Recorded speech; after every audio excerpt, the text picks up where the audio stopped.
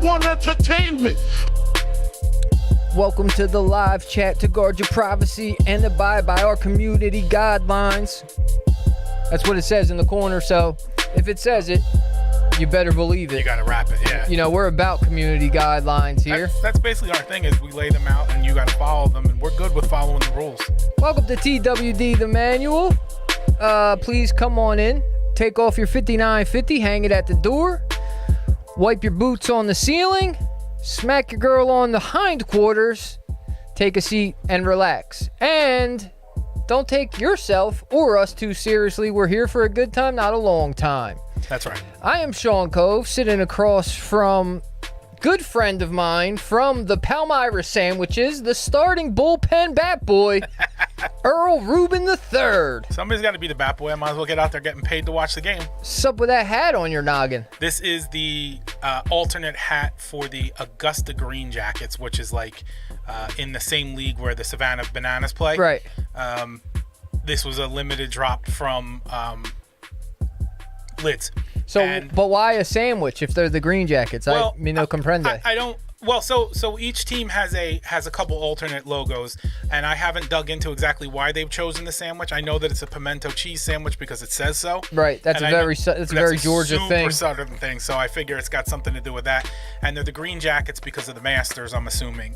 All right. So Augusta. There's some sort of tie into all that. Okay. Very well. Just of the hats that dropped, they were all some really good ones, but I wound up with this one. I liked it. Deuces, what's happening, brother? I guess what you and me, kindred spirits, you knew I've been daydreaming about Georgia all day today, so you wanted to bring a little piece of the South over for me. You don't just text me words, you text me, thoughts. Payday, did you see Coco Pizza on the news tripping the criminal on the run? I did not. I'm not sure. Can I get a link to that? Yeah, I'm not. What's Coco Pizza? I don't know what that is. I don't understand. I that's why I need a link to it. Send us a link. We'll look at it, Victor. I just want to issue a forewarning right now. Okay. This entire podcast is actually an artificial intelligence That's right. stream of conscience, just sent into my noggin, translated through my cranium, and out my vocal cords. So nothing I say or do today is really me. Nope. We're tapped in and working with ChatGPT to see what kind of a podcast we can get. And if it glitches, it's not us, it's them. Now, off the rip, wait, hold on. Now, let's get into it. That's right. Let's break it down. Right off the rip, dude, let me tell you this. Okay. You came at my neck hard this week, cuz all I was here to do was to shed a little light on the fact that your Easter tradition was inspiring. And I loved it. Yeah. See, this is. But you came wild reckless. That's a wild reckless way to show love. So let me tell the boys what's going on. Aid, what's happening? Aid's going to be so mad at you when he hears what you did, you son of a biscuit. I'm going to keep my mouth shut. What's the matter with you? It's what I've been asking myself for days now. So Pay has an Easter tradition of making frittatas. And if you send us a link, Vic, because we'll play it right now. Absolutely, and I'll look throw at it on the second and look screen. at it if you made it on the news. No question. An Easter tradition of making frittatas and passing them out to his friends and family. Right. Now, first off, I did not get a frittata on time this year. He drops them off on Good Saturday. Holy Saturday. Yeah. Holy Saturday. You know how Christian I am. Yeah, I know. To everybody who he wants to give one to. So I'm looking all day Saturday. I'm checking my mailbox. I'm opening the door. I'm looking on the front step, and I'm thinking, I'm not eating. I'm waiting on this frittata. I told my whole family they couldn't eat. My kids are downstairs starving, dude. They wanted snacks. I said, no snacks. We got a frittata on the way. So let me jump in there and apologize, of course. Did you think I wasn't expecting a frittata? No. I've gotten 2 years in a row. I've gotten frittatas on my doorstep. Listen, the delivering the frittata Yeah. was something that cropped up because of COVID. Ah, very so well. Once especially the first year of COVID, I knew that we couldn't get because we get everybody together at my house, and I cooked the frittata at the house. Okay. And so they were like, "Oh, we can't do it. We can't do it." I was like, "All right." So what I'm going to do is I'm going to make them all and just bring them around and put them in everybody's mailboxes. Okay. All so right. we got back to having it at the house. So I'll let you slide there. Okay. But it's always the same. The first one I do each year is just to test out, make sure my pans are the right temperature and all that stuff. Because it's a whole juggling act to cook all these frittata. Yeah, at once. sure. And Cooking one is easy. Cooking one, yeah. Cooking 15. I'm cooking 4 at a time, Yeah. and they're good for about 2.5, 3 minutes on each side. Right. And you can't just flip them because the whole top's all liquid still. Right, So right. you put a plate, it's a whole juggling act. I know. I get it. But the first one was the test one. The second two that came out immediately went aside, and I told the wife, I said, these are for nobody. Do not touch these. They're not available. How convenient that nobody knows how to get a hold of Payday's wife to fact check this. Oh, we could text her. So listen, first my off, phone, though. I don't get my frittata on time. Right. And that's my fault. Secondarily, after I say, hey, what's up with the frittata, he hits me with, oh, no, I was planning to bring it on Monday. Yeah. Right. Now, I dig into the frittata a few days later. Okay. And as always, it's tremendous. Thank you. Probably the best frittata. Payday, up until this point in my life, you make the best frittata that I've ever ate. Now, ask me how many frittatas I've eaten before yours. Just mine. That's fine. So- I'll carry the title regardless of how I got it. As I'm eating this frittata, it dawns on me.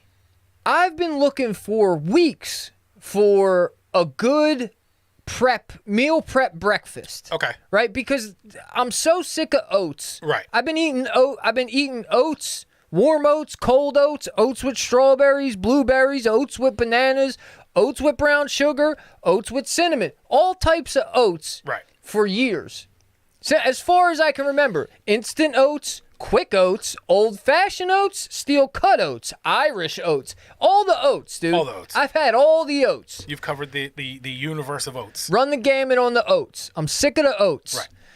So I've been looking, sometimes I'm looking hard, sometimes I'm real loose with trying to find another meal prep breakfast that fits into that category. Right. I called my nutritionist, Okay. the Jedi, Yeah.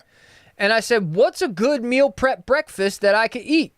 He's got nothing for me that really... He gave me a bunch of things, but none of them were like, oh, that's the one, That's right? a great idea. Yeah. Now- They're good ideas, but none of them just like, oh, I'll put some Easy. effort into that. Easy that I could do on Sunday, Right. have it for the week, heat it up. It's always something that's oat-based or bread-based. And I try to... I don't really eat bread that much. I eat a little bit of bread, but... So I bit into this frittata, and I thought, this is the perfect breakfast prep meal. It's healthy. You're getting your protein. You could put vegetables in it. You sprinkle it with meat. You put anything that you want, you could throw in that frittata. Whatever's about to go bad in the fridge, throw it in a frittata. That's exactly how they first came to be. So Sunday, as I'm cooking my first frittata, I say, Pay, let me text this guy a picture because I pulled out I sliced it, I pulled it out, I set it on the cutting board. I don't know if you could see it in the picture, but the steam was coming off it so nicely. It was a beautiful tata. I had to keep zooming in and out on it because I was like, this is a professional picture. I don't understand what he's showing me. And I realized with the backdrop that it was your house. That it was my kitchen. Yeah. Right, yeah. And then... Pay has kicked my back in a lot. He's tried to emasculate me on numerous occasions. None of those occasions have come close to touching my soul, crushing my soul, the way what he texted back was. So I send him this frittata. I go, Pay, you inspired me. You inspired me. You know how many people I've told him, you know how many frittatas I've eaten and how many people I've told that you've inspired me. It's the same number? Same guy. He says, that's a nice looking quiche. And my balls fell out of my nostrils because they jumped into my nostrils, played a little pinball in my nasal passage and fell right out. All my masculinity went out the window. It's not a quiche. It's full tata, bro. It is full frittata, and you know it's full frittata because there's not a crust on it. The crust. All right, listen. First of all, I want you to understand that you got some splaining to do. I'm trying. You're not listening.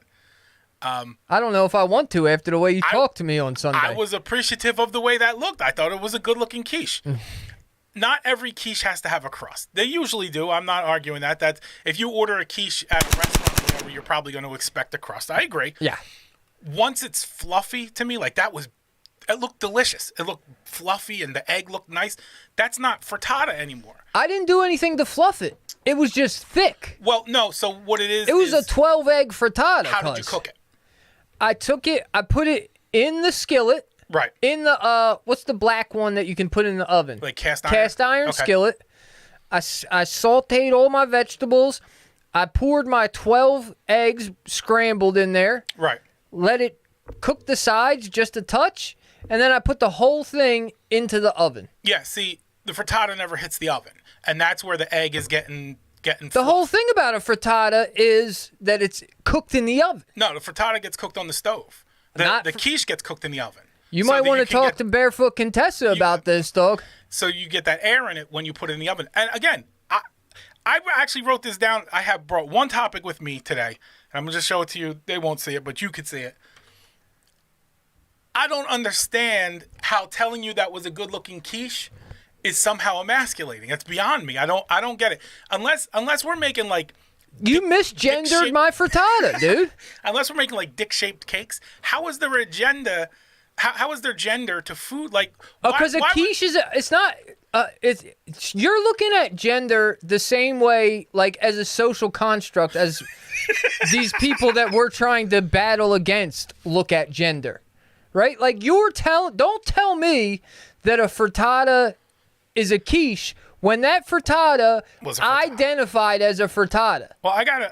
You're misgendering the frittata, and it's a little bit quiche-phobic of you. Now that you say it, I'm realizing my error, and I humbly apologize, and I hope you make them again so that we can enjoy them as the frittatas they were meant to be. Fair enough. How much motorcycle riding have you been doing? So I've shied away from, Victor, saying motorcycle. Right? Because I feel like, and there's some guys who ride dirt bikes who call them motorcycles. Well, they are. And they are a motorcycle, but to me, I think that's misgendering the vehicle. Right. You feel like the motorcycle's got to be out on the highway, you're in a chopper, you're on a sport bike. Right. It evokes a certain image that is nothing like what you're doing. As it turns out, I'm just an old dirt dog on a bike that has the wrong tires on it. Right. You know what I mean? So I can't ride as in my perfect world. I'd ride every day. Okay. In a perfect world, I'd give up everything else and only ride. You'd be the next Jeremy McGrath. This is not a thing that I say a lot. Okay. Really, ever, right? Okay. Riding a dirt bike makes me happy. Okay. Right. Usually, that sentence is reserved for I make me happy. Right. Things outside of me give me joy, but I don't use that sentence lightly. Right. But the joy and the happiness that comes from riding, I would do it all day long and nothing else could I. Right. But that's just not realistic. Plus, it's also it's not particularly fair to my wife to take off every chance I get with the kids and disappear every chance you get. So I've worked it out with her in my own head, in discussions that I've had in my head with my wife. Yeah. That I'll go riding 2 days a week and try and help out more on the days that I'm not riding to make up for when I disappear for 8 hours on a Friday afternoon. Yeah, you got like 50-50 custody of the kids. Yeah. Yeah. In all reality, the motorcycle might beat wife. Just saying, dude. I don't know. So I've been riding a little bit. I rode yesterday. I rode all day on Friday. We went. Any new challenges as far as terrain or anything like that? I'm getting more loose, comfortable on the dirt. Okay. Right? So here's my mindset, right? We discussed this last week, so I don't want to go too crazy deep into it, but we talked about the fact that my bike is a trail bike. Right. It's made for like gravel fire roads. You could go on road, you could go off road, but it's not a real shredder.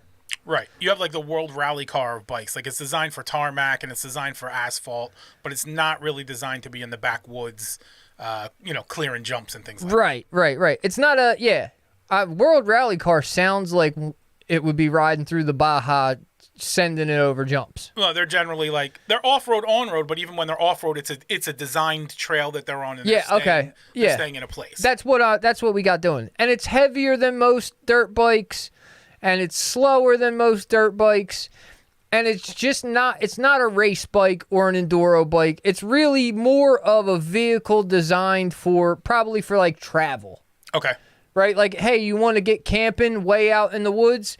Here you go, take this. And it can eat some stuff that's out of its league.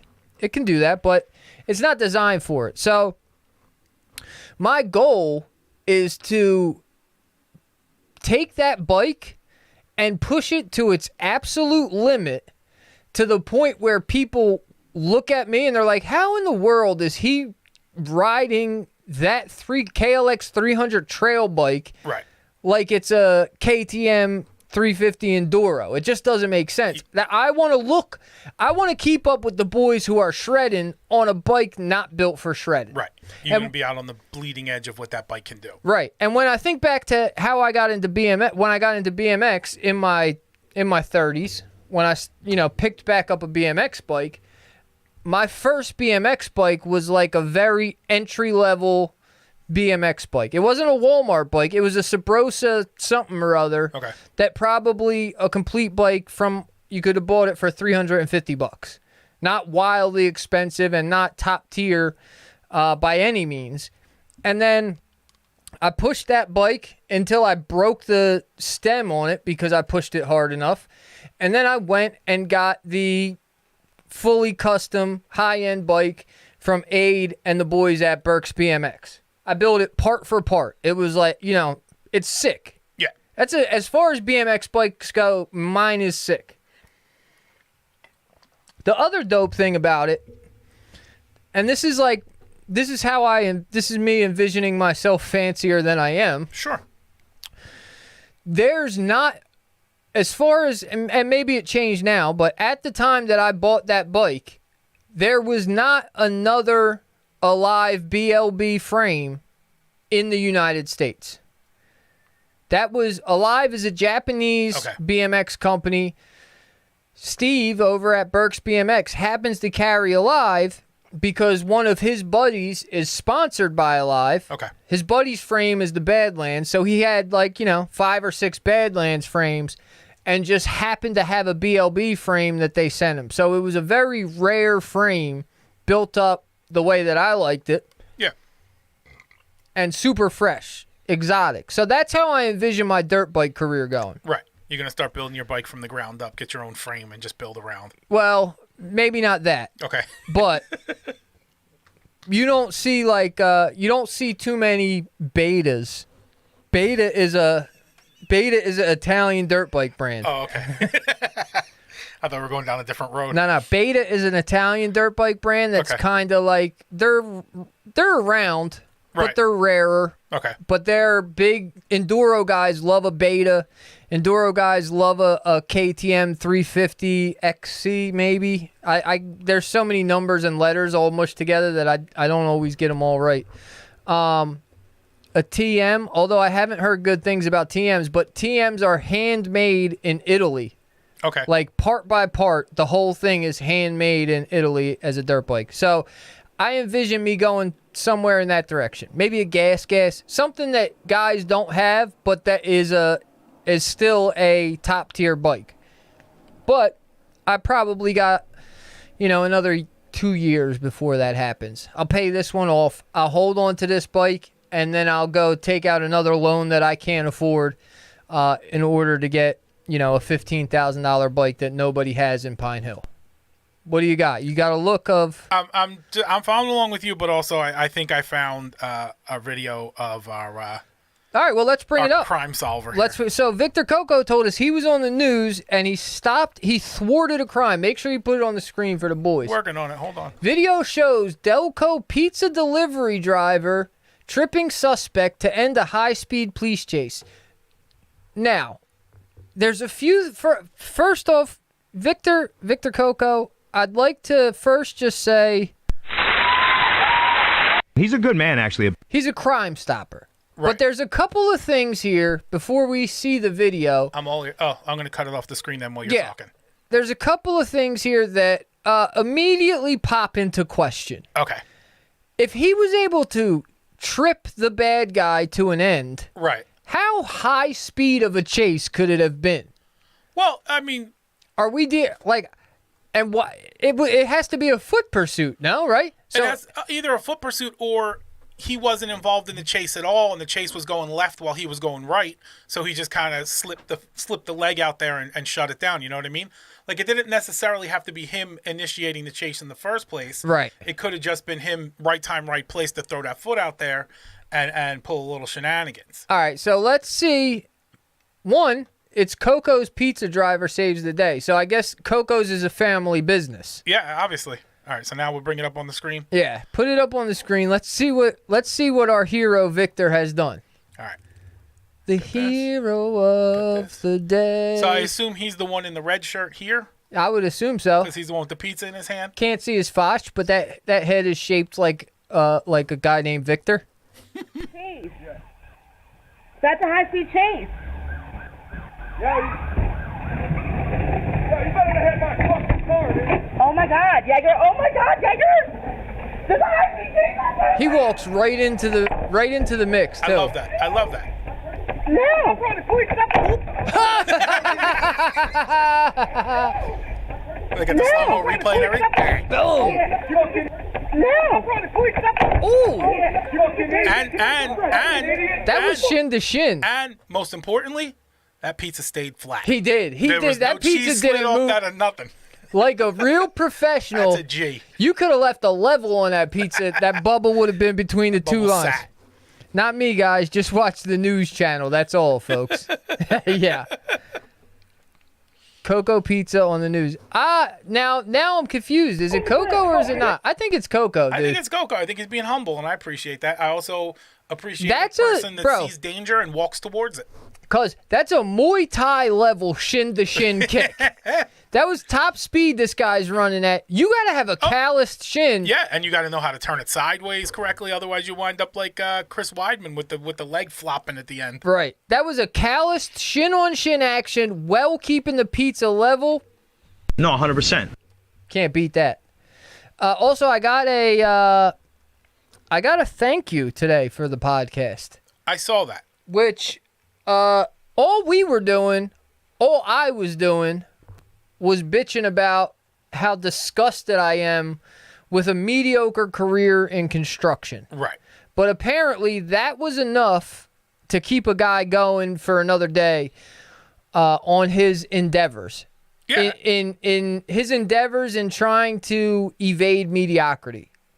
Yeah, I love that about the show. Like that's kind of what we do. Like we didn't plan to inspire, but the things that you're talking about are so organic and so real that people will listen to it. And that man is making a point, even though he's not necessarily trying to make a point to me.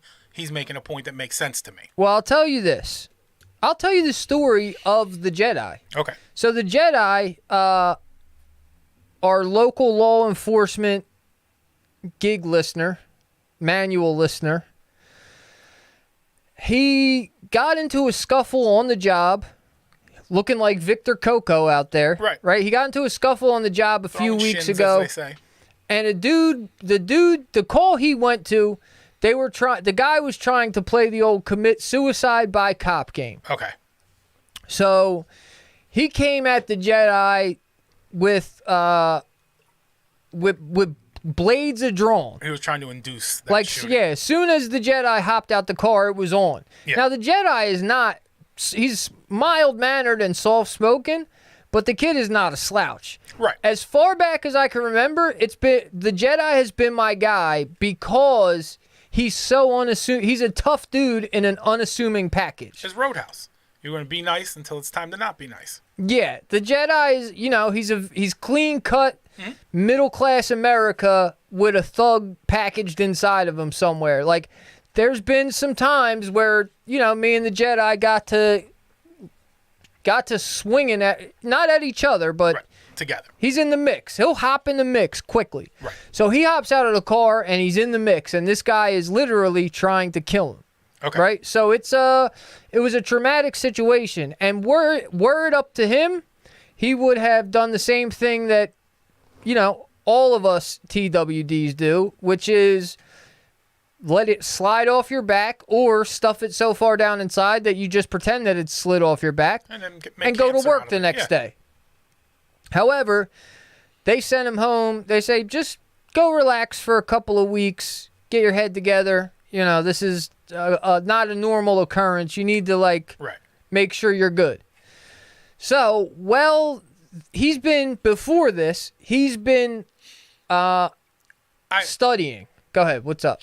I may have missed a step, and if this isn't allowed to be answered at this time, that's fine. Was the criminal successful in his request? No. Okay. No.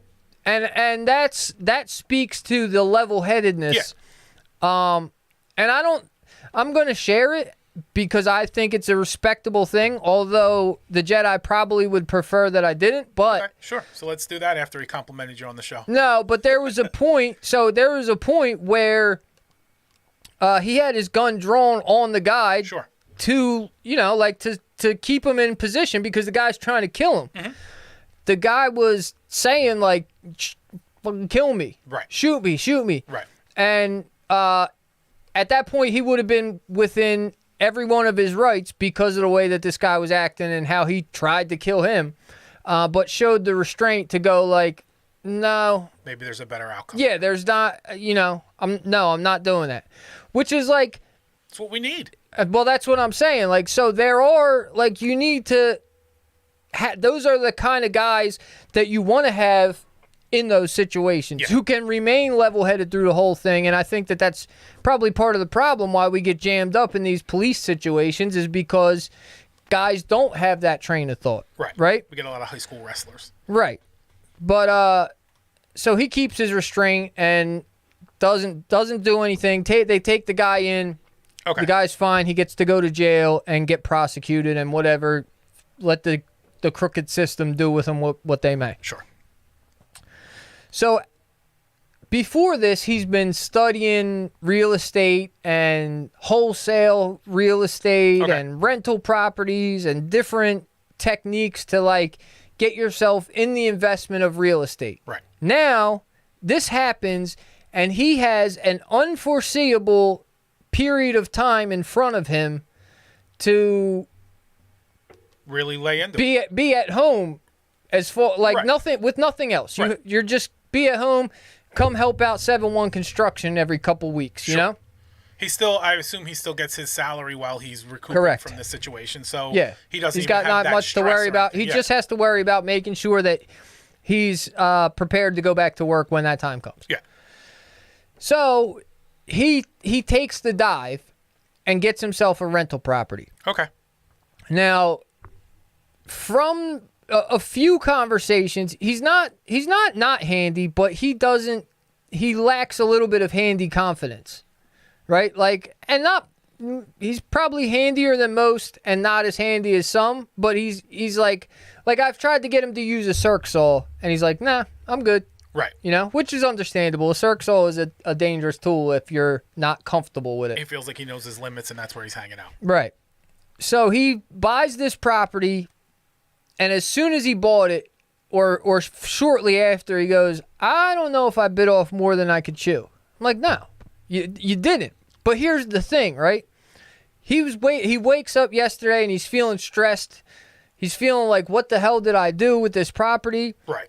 And was listening to the podcast, maybe it was today, and was listening to the podcast and heard like the discussion of like settling for mediocrity. The monotony, yeah. And like how I'd rather hang it up than settle for being mediocre. And he was like, you know what? You're right. I'm not gonna settle for mediocrity. I am taking this shot. I'm good. I got to keep going. Now, I have full faith in the fact that this will work out for the Jedi. So mostly because universal timing shows, hey, we gave you this period of time for you to do something with. Right. You hopped on it. You didn't sit and think about it. You took the period of time and you got proactive with it. Right. And you keep just putting one foot in front of the other. So even if this isn't the home run investment that you would hope it to be, It could be a single. it's a single. Now we're on base. It could be a single, could be a double, whatever. Right. Probably won't be a triple because that's pretty rare. Right. But might even be a ground rule double. Who knows? Yeah, there you go. Might be a bunt. Right over How about the old outfield wall. suicide? Could be a suicide bunt. squeeze? Yeah. Well, that's inappropriate now considering why he's got the time off. Fair enough. From the guy who misgenders egg dishes. Yeah, I know. So I said all that to say, I don't know. I don't remember. Because you wanted to talk about 'cause how of the this. show reaches people. No, what I wanted to talk about is like the persistence, and the idea that like you're not going to. You can I think anybody can get away from mediocrity. Okay. I think that if you have the drive, you have the opportunity is there for you to escape mediocrity. However, you're not gonna get to like, because I know for the Jedi in his mind is like he wants financial freedom, he wants time freedom. Right, which that comes with a certain amount of financial freedom, your ability to spend your time how you want to. Sure. But you're not going to get freedom of schedule without grinding it out and having your schedule completely locked up for a period of time. Yeah. So with him, where he's like stressed and he's putting everything he has into it, you're putting it into that. So that on the back end, you get the freedom of schedule. You get the financial You're spending all your money furnishing this place and fixing up different parts of it so that on the back end, you have the money coming in on the income property. You have the time coming in. There's no yin without the yang. No, it's the accountant schedule, like the personal accountant schedule, where from January to the end of April, you just don't sleep. But then for the rest of the year, you do what you got to do, and you can do whatever you want to do pretty much, right? Because the work lightens up. But that first 4 months is just forget everything, and this is all you're doing. You don't see family, you don't do shows, nothing, and then you get to the end of it, and it's like, all right, now I get to enjoy a little bit of my time because I don't have that workload anymore. Yeah, and this is where I find trouble in my ventures. Okay, right? Is that like if I foresee if I'm going to be successful in any of my ventures, whichever one I choose, right? It's going to need more time than I have to allot to it. Okay. Right? Now, some of that is because we have a new infant baby. Right. And some of that is for other reasons. But if I'm going to be successful, that's what it made me think of. If I'm going to be successful in the podcast or in writing a book or whatever it is, I need to be able to buckle down and dedicate every spare moment that I can to it. And I just haven't been able to do it because of other things. So, whatever, I'm not crying about it. What I am crying about... Oh, boy. We're going back to the quiche again? No. I'm done. I'm not crying. I'm just disappointed. Right. I'm just disappointed. I'm just disappointed. Yeah, just disappointed. Summertime. It's around the corner.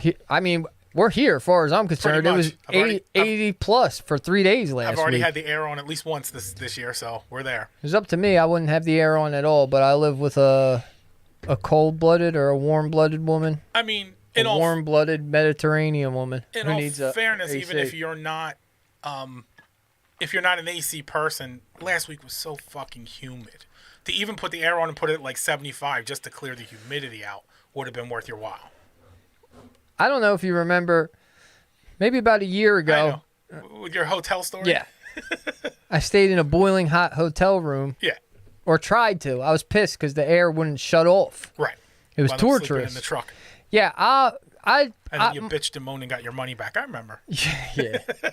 My AC bill would be 0 every summer because I would just leave it off. Yeah, see, I'm the opposite. My heat bill is 0 every winter because I don't need it for nothing. Yeah. It's Just, like just so the pipes don't freeze over. my heat is on an accountant's schedule. My HVAC unit is on an accountant's schedule. So it's summertime, and that means 2 things get broken out all summer long. Okay. That's the white polo hat Right. and a white polo t-shirt. Right. Now, the white polo t-shirts, I bought a fresh pack that maybe I wore 1 out of. It's been sitting in the drawer for a while. Okay. Because like I'm end of season. Yeah, I'm just waiting until I need a day with a fresh white t-shirt. Yeah. You know? I don't do much. I work, I go to the gym, and now I'm riding a dirt bike. So all of those things have their allotted uniform for them. Right. None of which are a fresh white t-shirt. No. So I wore one once. I go to break out a fresh white. I put it on. Okay, cool. Wash it. And automatically it was belly button height. Uh-oh. So I think that there's been some quality control changes at the Polo factory, and Ralph has cheapened up on his materials. He's not giving me the same quality white t-shirt that he used to give me. Right. It was bad enough when he took away the slim stretch t-shirts. Okay. You can still get slim, Right. but you can't get slim stretch. Okay. And the slim stretch were perfect fit for a fit guy. So that's bad enough. But now, even worse so, he's taking the slim fits and downgrading the material used to the point where they shrink immediately. They're raggedy and taggedy and wiggity wiggity whack daddy. You wind up with a shirt that a quiche eater would wear. Exactly. I gotcha. So, not even. I feel like a quiche eater would probably be wearing like maybe like a white dress shirt. Oh, I see. Okay. Quiche is a fancy dish. I gotcha. Pinky's out. Yeah. So I'm starting to think for the first time in my life, and I know that this may be sacrilegious, and it was at one point, but I'm really putting some serious thought into switching my t-shirt brand. Oh. I don't know what direction to go, though. Do we doing this now, or this sounds like it should be a whole podcast into itself? This should maybe be discussed off air before we bring it to the table. I know. I understand that. But I don't know what t-shirt brand that I should be wearing, so I'm open to suggestions. I need a slim fit, and if it's a stretch, which basically just means, like the slim fit stretch polo tees were long, kind of long, and stretchy and slim. I mean, it says it all in the title. Right. It's pretty descriptive. So I'm willing to pay a penny. I paid the money for the polo t-shirts because they were so good, but they're trash. They're falling apart now. So Okay. I'm willing to pay for a good white t-shirt, but I don't know where to go. Well, check out Standard Issue. They make the best blank tees. Okay. There you go. I'm gonna look into it. Now, I have to ask you, of course, because you are a lifelong Ralph guy. Yeah. Is there any chance that this was just one bad pack? Like one Well, pack that failed quality? You're not it's- going to try at least one more time before you abandon ship? It's funny that you say that because I also thought that to myself. Maybe I give them one last go. Right. Right? And let's see what the next pack looks like. Yeah, maybe like QC18 was terrible, but QC23 has you covered. It could be possible. Let's check out Standard Issue real quick. All right. I know this is makes for really exciting radio. Standard Issue tees. Boom. Standard Issue clothing. Shop all. All right, so here's what I like about them right now is they're doing the simple thing. Standard Issue Vans, a Standard Issue G-Shock, Oh, nice watch. Matthew Langiel. I don't know who that is, but I guess he's somebody. Let's see. Sort by, collections, shop all, tops. Sort I think I by went too quick. availability. Tees, standard tees. Maybe you want like a fitted tee? Well, the slim fit is fitted. Okay. So there's the 3-pack of regulars. I think I trust standard issue. The ultimate multicolor 3-pack. Shop now. What are we paying for one of those? $90. Standard tees are created from fabric styles that are locally developed in LA for ultimate comfort. This 3-pack of shirts is packaged in our reusable zip pouch for easy storage and travel. Standard tee 3-pack. All right, here's the thing. I'm going to save up for a few weeks, and then I'll And then give it a run. I'll put a couple of paychecks together, and then maybe I can afford one of them. So you're right away, you're branching out. You're not even going to stay on like the Ralph level and try Tommy shirts or Armani Exchange shirts or anything like that. Cousin Baxter, I don't care for that. My friends prints on them, and I noticed them to be a bit slimmer, and they don't get worn after washing.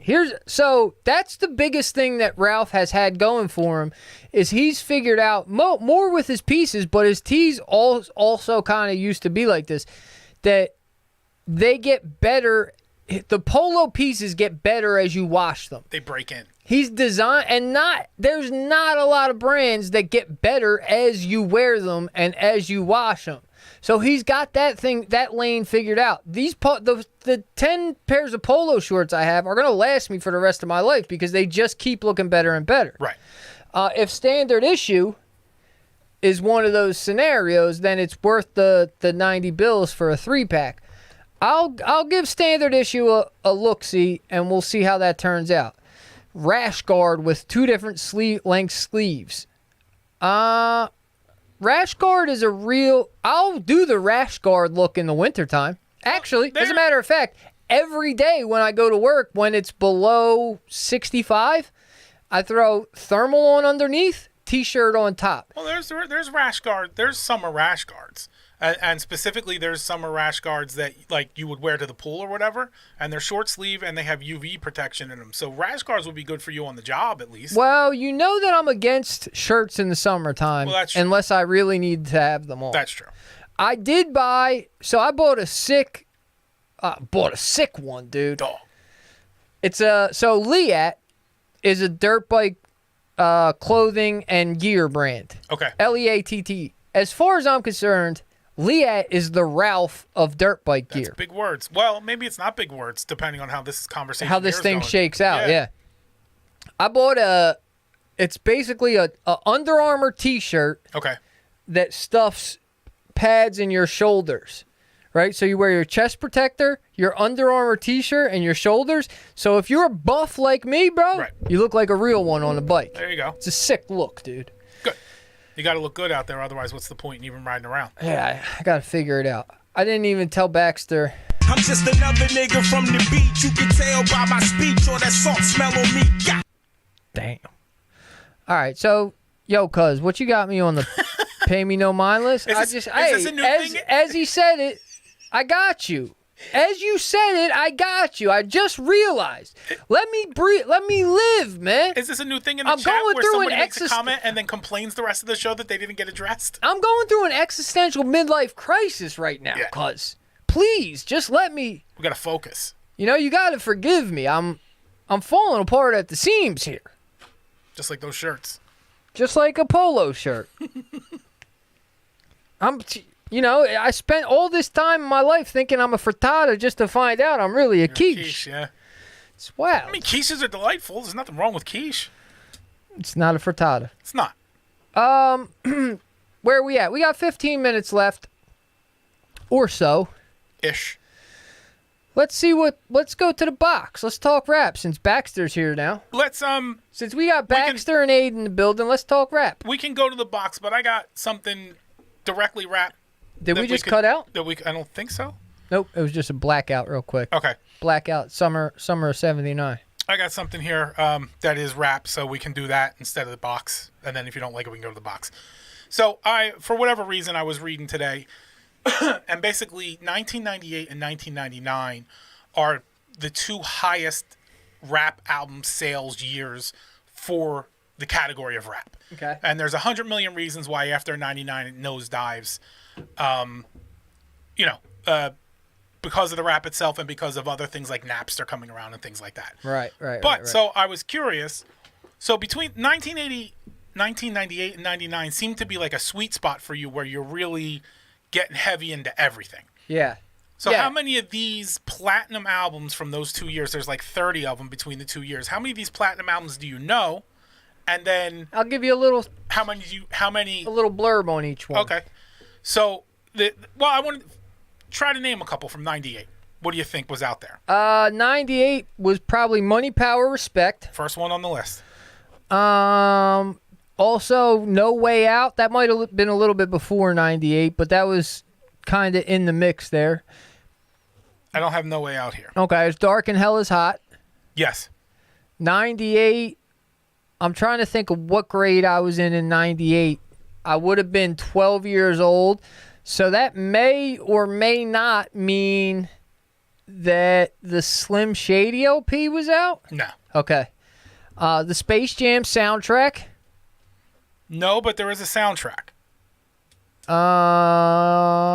98 for Space Jam? That seems late. Yeah, it probably was. I'm not saying you're wrong, but that's The He Got Game soundtrack? No, this soundtrack I feel is more like dead center in your library. Like I feel like this soundtrack, if you only got to own one soundtrack, This would have been it? It would have been Oh, this. Don't Be a Menace. No. Okay. What soundtrack is it? Tell me what soundtrack it is. Streets is watching. Oh, okay. That's an album to me, I understand. you know? Volume 2 was probably out. Maybe Volume 2, not Volume 3. Volume 2 is correct. Jay-Z Volume 2.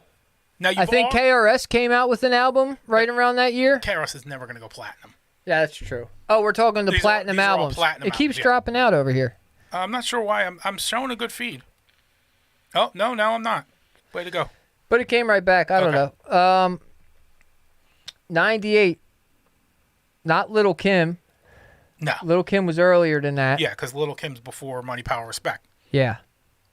Now, you named one already that should immediately tip you off to another one because that person had two on this list in the same year. Oh, the other DMX one. Yeah. Flesh of my flesh, Yeah. blood of my blood. Yeah, that one. So let's see what do you got there. You got Money, Power, Respect. Wu-Tang Forever probably didn't come out, but there was probably... No, I think Wu-Tang Forever was before that. Yeah, I think that was 96. Yeah. But that means that there was probably a Wu-Tang solo out. The first one of the early Ghostface, not Supreme, maybe Supreme Clientele. No Wu in 98. No Wu at all. No No Wu at all. affiliates. No, How about the guy who chopped his bird off? Did he have an album on that one?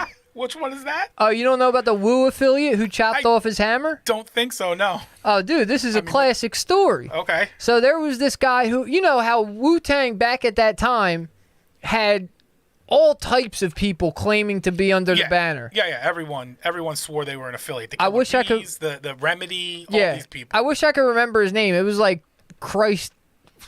It was It was a wild name, dude.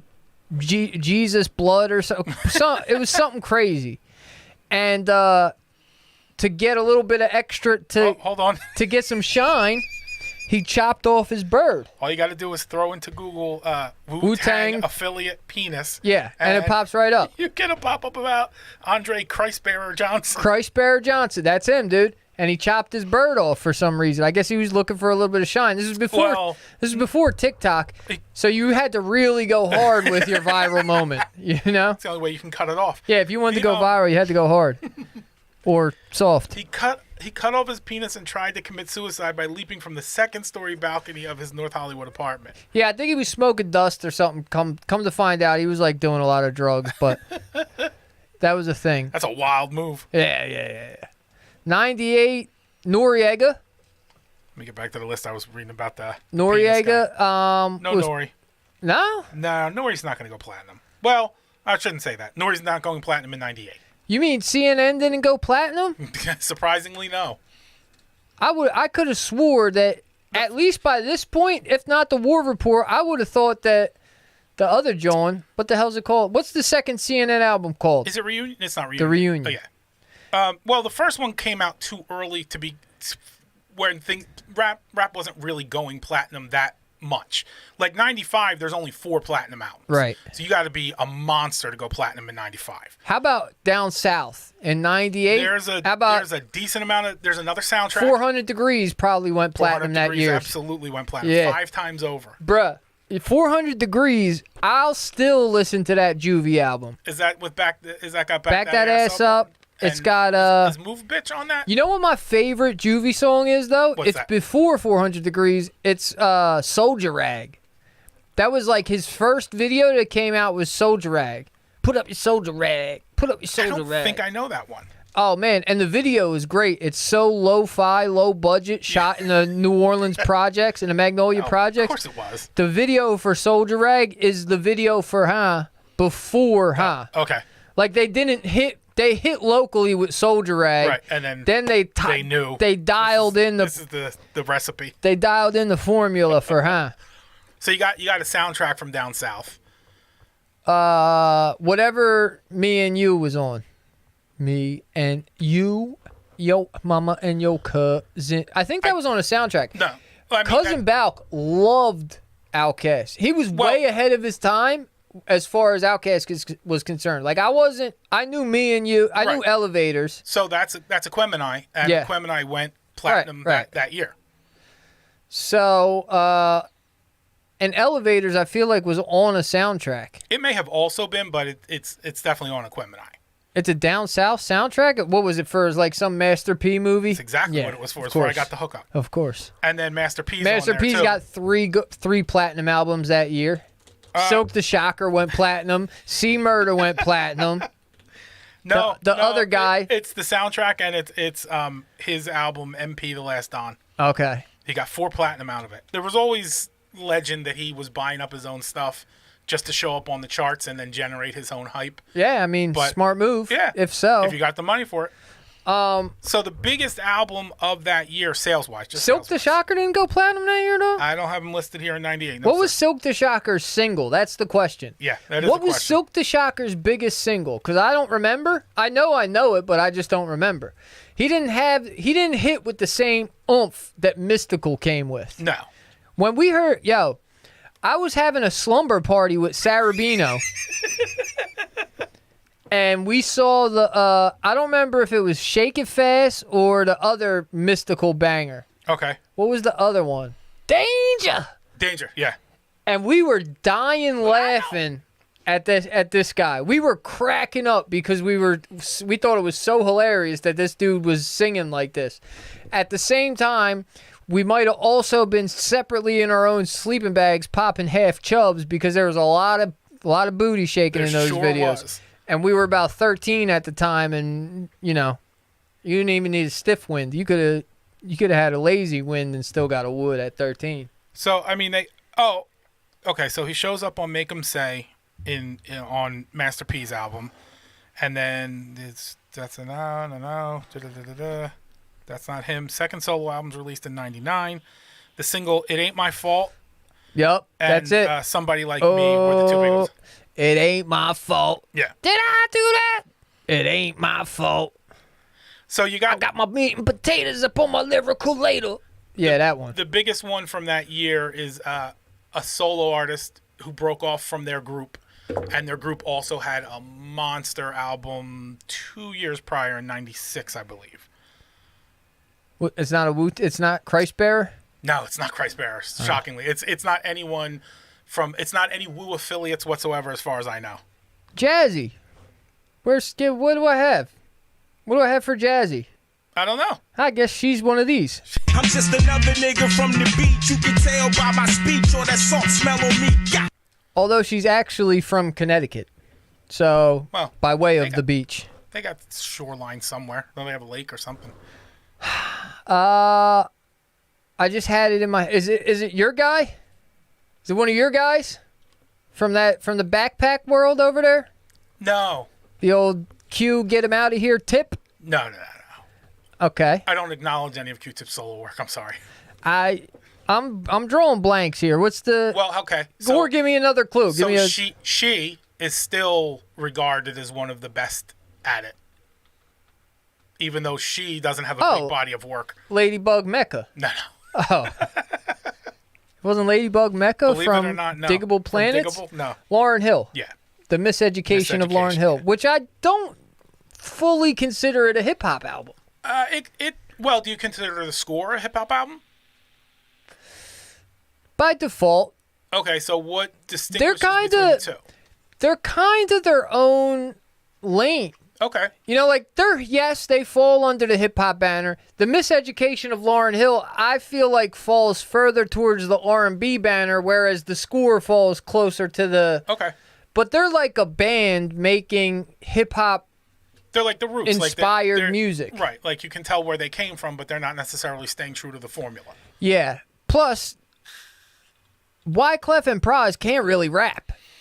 No. Like, Lauren is the best rapper of the three. Lauren's the key to their general success, and Wyclef can put together a project like almost nobody else I'm aware of. Yeah, production-wise. But yeah, no, she's the talent, that's for sure. First off, Pras, He's there. he's a hanger-oner. Somebody's got to drive. He's a real strap hanger, you know? Yeah, somebody's going to be the DD.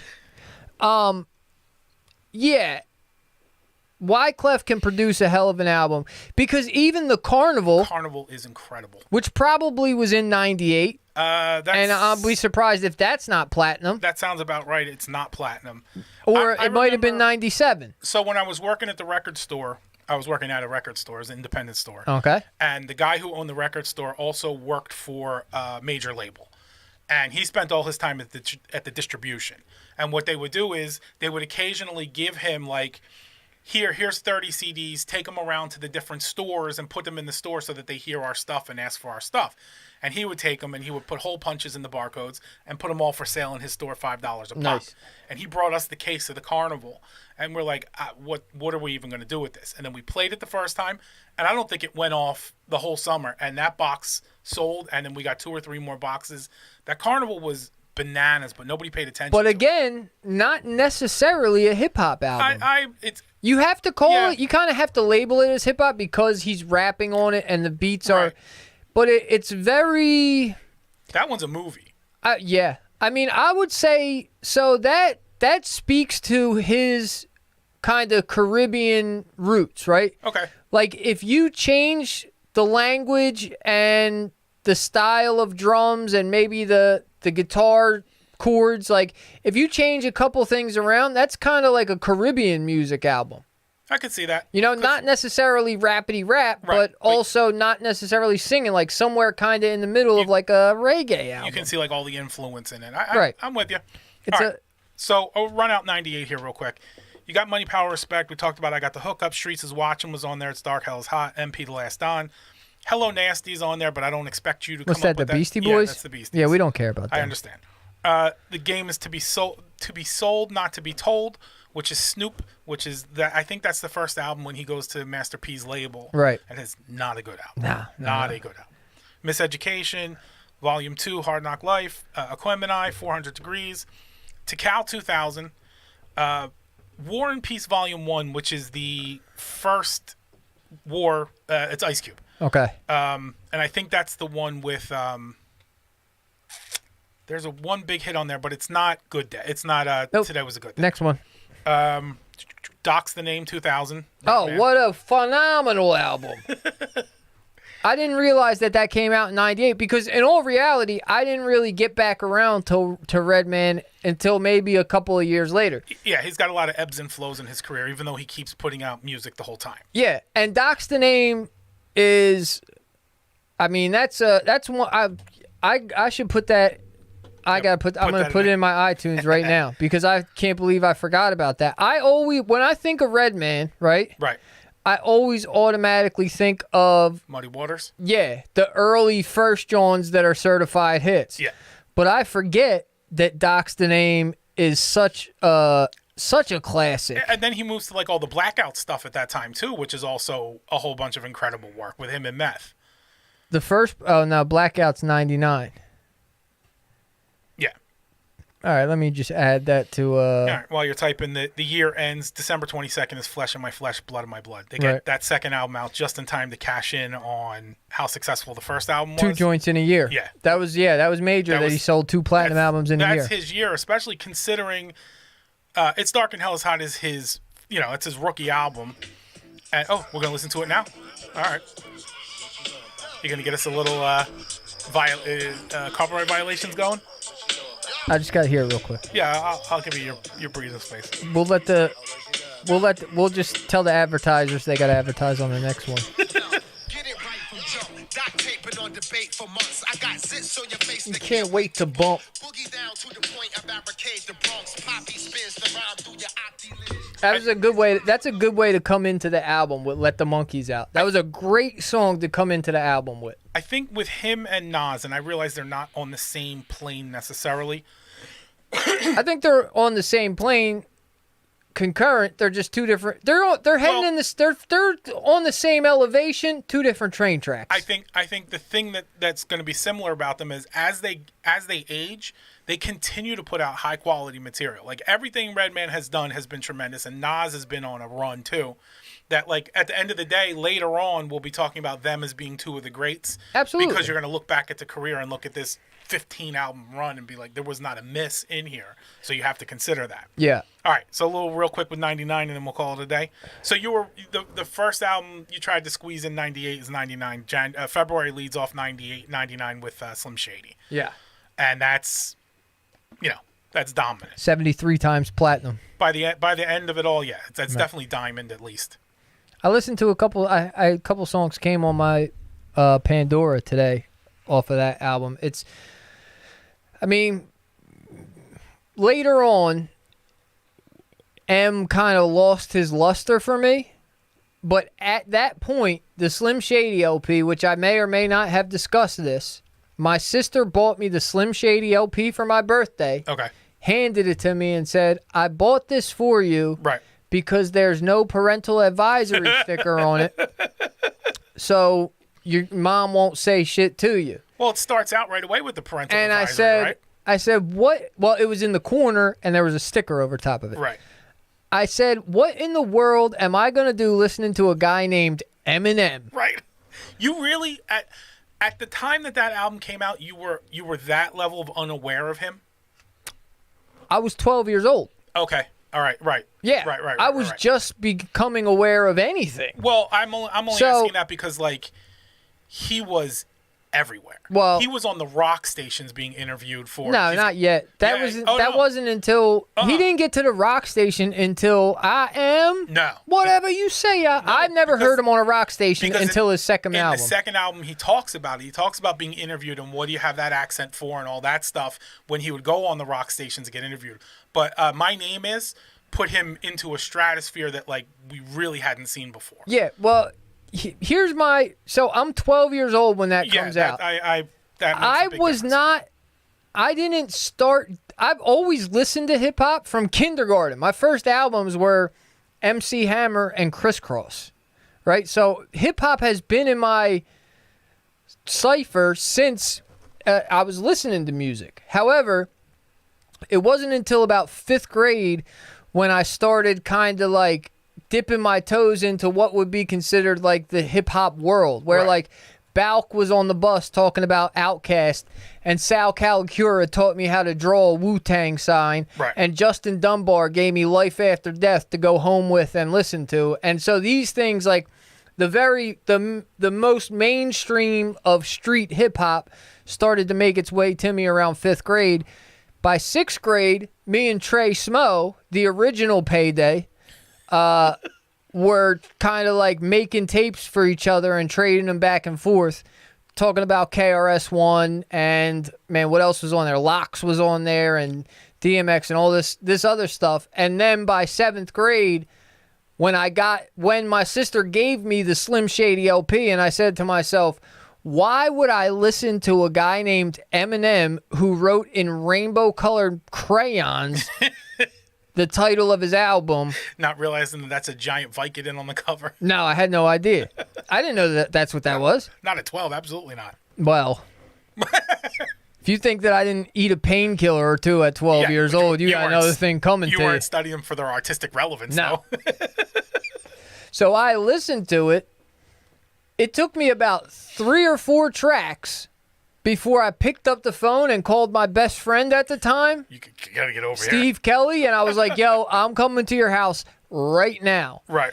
And that was the Slim Shady LP was the beginning of my downfall. Yeah. As we've discussed, it gave me full permission to not give a fuck. Yeah. And as I didn't know he was a white rapper even until some short time period after, where I like then told Shady, Steve Kelly, his nickname became Shady later. Sure. But I told Shady, I was like, yo, I think this dude might be white. He's like, nah. And we like debated. Are you crazy? We're two 12-year-olds debating whether this album was a white dude or not. Racial disharmony. Yeah.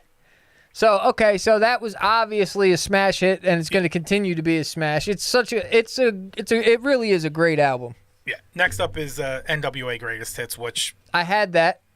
I had double disc. Yeah. Which is always cheating to me as far as the sales thing is concerned, but that's neither here nor there. But yeah, I mean, NWA is NWA. Everybody should have a copy of that for review every now and again. Yeah. Then you got... so what else you got for that year? So now you kind of got a feel for what year it is. Yeah. How about the B-Boy document? High That's Tech not its and own album, right? What's the name of that album? High and Mighty. It's High and Mighty, and no, they didn't go platinum. Okay. They went platinum on Tony Hawk's Skate, Tony Hawk 2. 99 would be... There's probably... X is Coming probably came out in 99 and went platinum. There is X. It's not X is Coming. Whatever his third? What's his third one? And then there was X. Yeah. I can picture the cover of it. Yeah.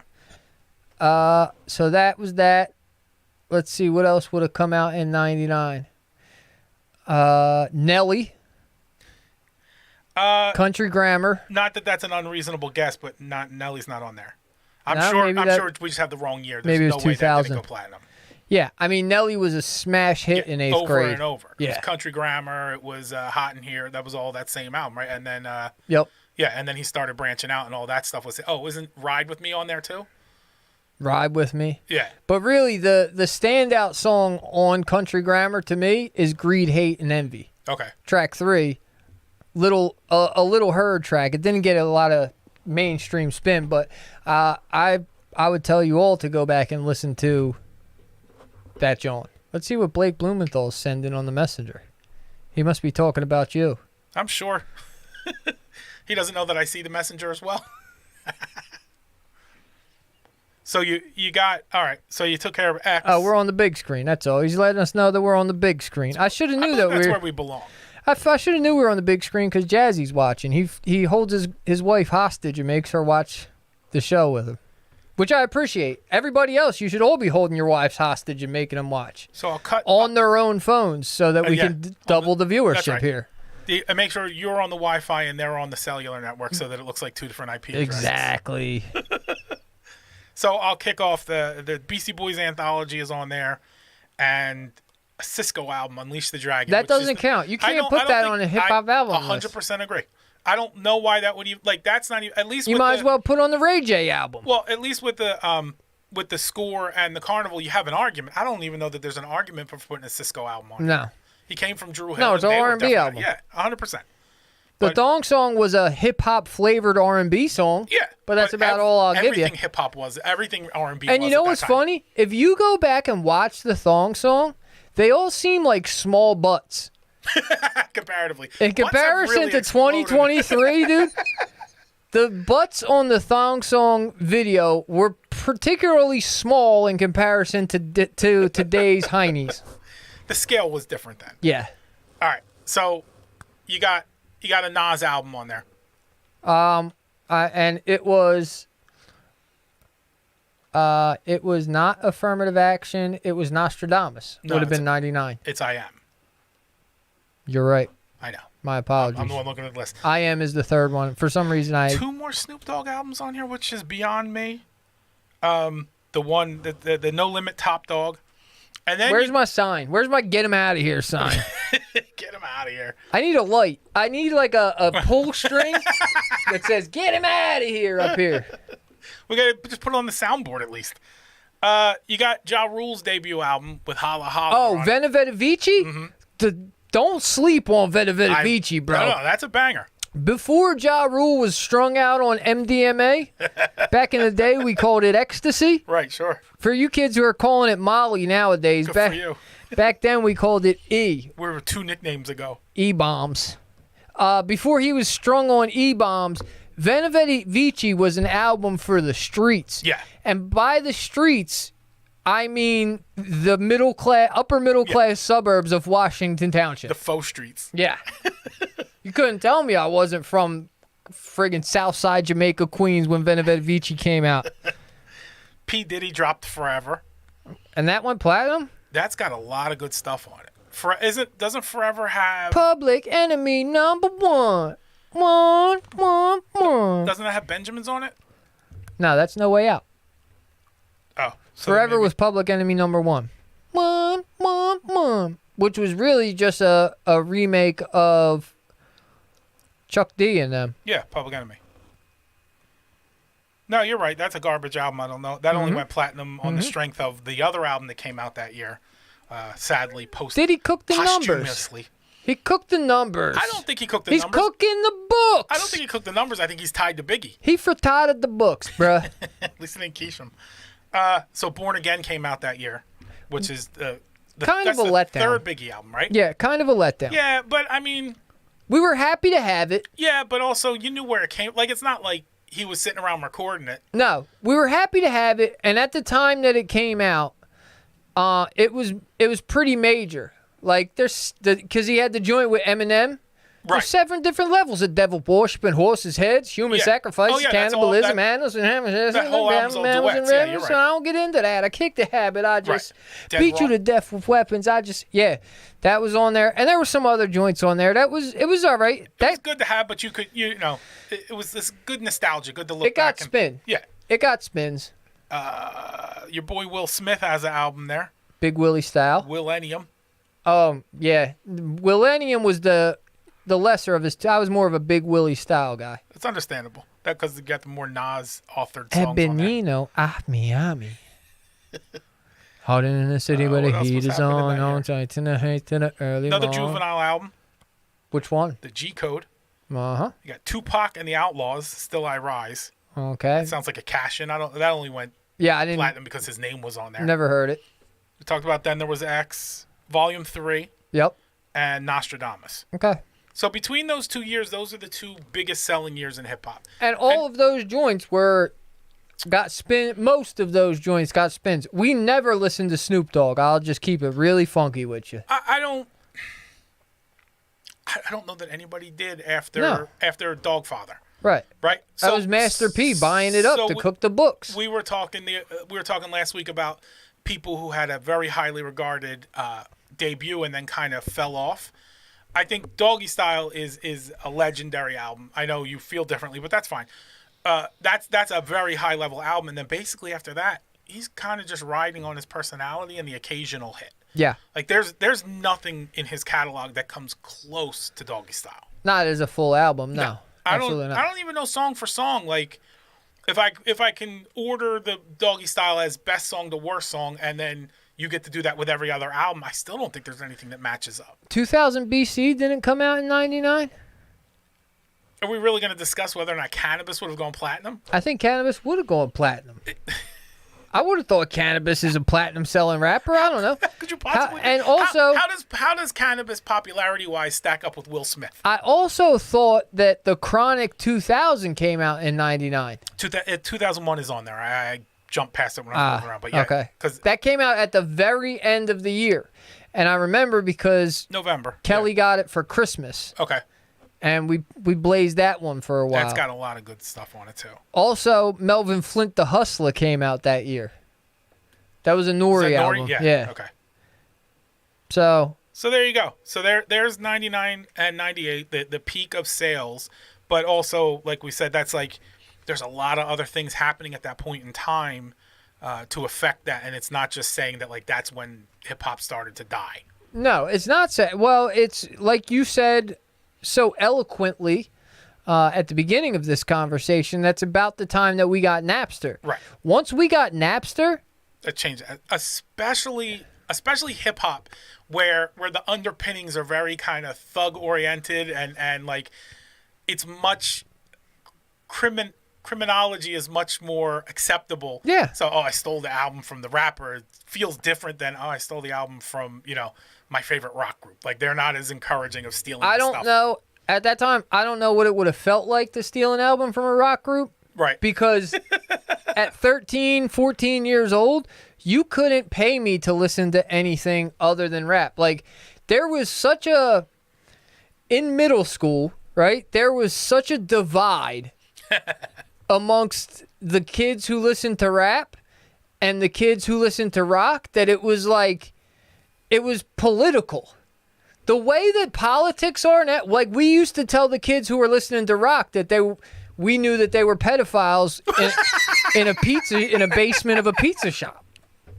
And they were like, yeah, well, you guys are trying to ruin the nuclear family. Right. You know what I mean? It was like a thing like that going back and forth between the rockers and the rap kids, the thugs and the skaters, if you will. Right.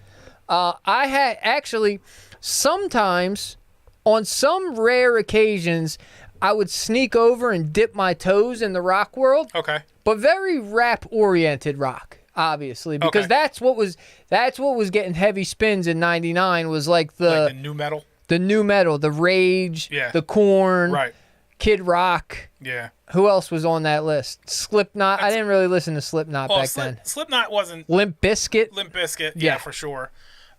Is that too early for Linkin Park, or that's right around? That's probably Linkin a little bit Park? early. I'm not sure. I didn't really follow Linkin Park's career too heavily, so. Well, that first album from Linkin Park is like, that's one of those ones that I don't care if you were never heard it. Really? Never heard it. With we'll go over Crawling in my skin. Right, and Numb is on there, and In the End is on there. That album progressed way out and beyond just rock people listening to it. I had a beef with Kevin. So Kevin Convery was kind of the lead of the rocker kids. Okay. He was HRIC. Head rocker in charge. Exactly. Which is funny because he very shortly later became a graffiti writing partner and was where we would go to listen to him spin his turntables and freestyle in his basement. But at the time, he was very all black, chains on, spiked hair, beaded bracelets. Emo. Oh, they were hot. They looked like ball bearings around your wrist. Those were popping at that time. And I remember running into him in the hall, and he was like, "You don't know any songs by Korn?" I'm like, "Son, I know all of Korn's album. I'm friends with SP, and SP came from Magnolia, where everybody was more rock kids, right? Okay. But in our neighborhood, we were rap guys. Right.